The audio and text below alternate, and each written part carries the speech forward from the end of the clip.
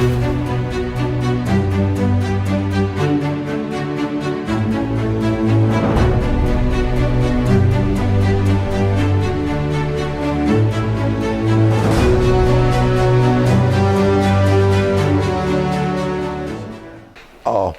Craig Stephens. I'm a lifelong resident of Havana.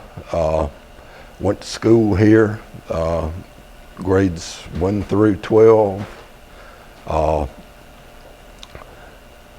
Feel like I'm very familiar with the town and the area, not as much so now as I was in my younger years, but I have jokingly said that when I grew up here, everybody knew everybody and their dogs and their cats, and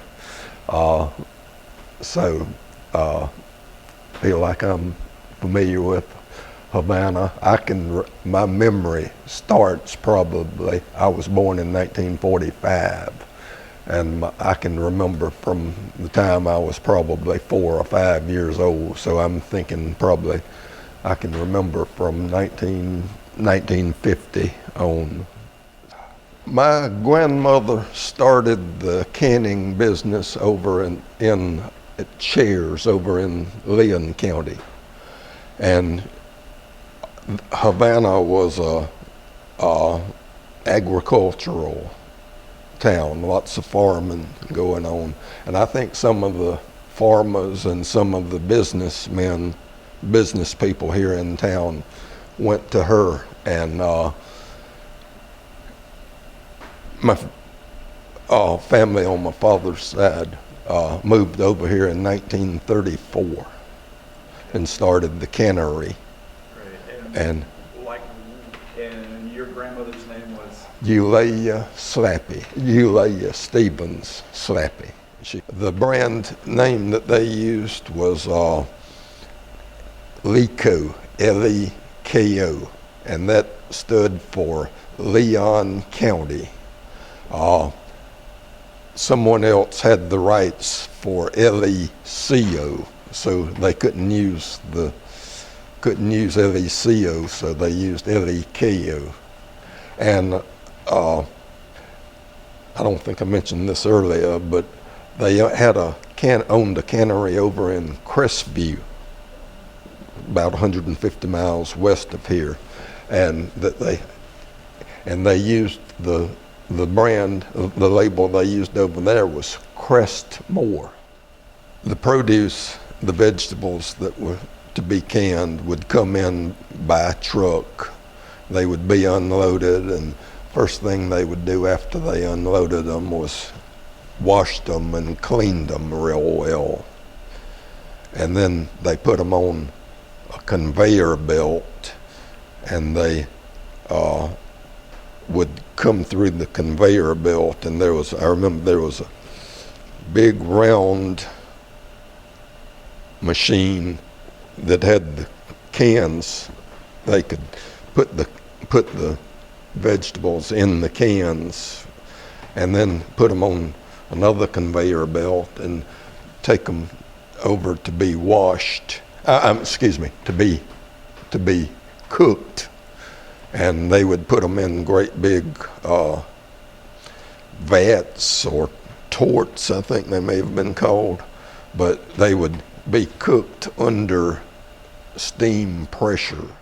During World War II, the cannery was real active in providing food for the military, and probably the war years were their boom years, but they won an award.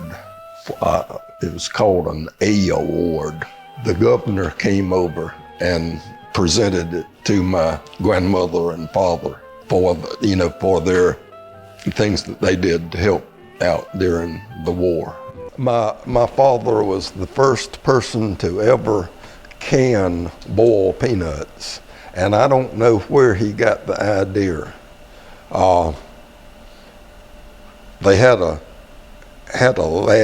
laboratory at the cannery here that they experimented with the different vegetables, and I don't really know where he got the idea for canning them, but I do remember that he was the first person to do that. And when he was in World War II, he would have the canned boiled peanuts shipped to him, and he would distribute them among the soldiers. As I'm going to say that, well, the canning was seasonal, and during the peak season, when the vegetables were at their peak, I would say that they probably employed 200 to 300 people. I'm thinking. My father did the work. She got the credit. Edit that. That's how we're going to start the video. Sorry, Grandma. You just got to run under the train. Make sure you edit that. But Havana was just a nice town to grow up in, a nice place to go to school. Feel like we in Havana were very fortunate to have the teachers that we had. I just think we had some real quality teachers and quality character in the teachers that we had. So it was a good place to grow up in, and just had lots of friendships, and just a nice place to grow up in. I was manager of the high school basketball team, and that was my main interest.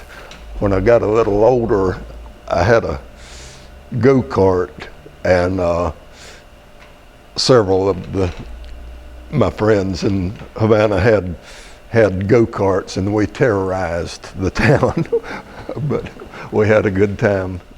I can remember well having 3 automobile dealerships here. Had a Ford, Chevrolet, and Chrysler Plymouth dealership here. And this was before my time, but I've been told that there was a Studebaker dealership here too. We had a barber here in Havana named Lester Griner, and he was the brunt of a lot of jokes, and a lot of jokes backfired on him. He had a Jeep that he drove. And one day after the barbershop closed, he drove up to Henson and filled his Jeep up with gas. Drove straight back to the Standard Station in Havana and told the proprietor to fill his Jeep up with gas. So when the station attendant took the gas cap off, he could see gas down in the spout. So the place where they put the underground tank was right there. So the service station attendant just pumped 5 or 6 gallons right back into the tank, and charged Griner for the gas. Griner got back, or left, and went back and accused the people in Henson of not filling his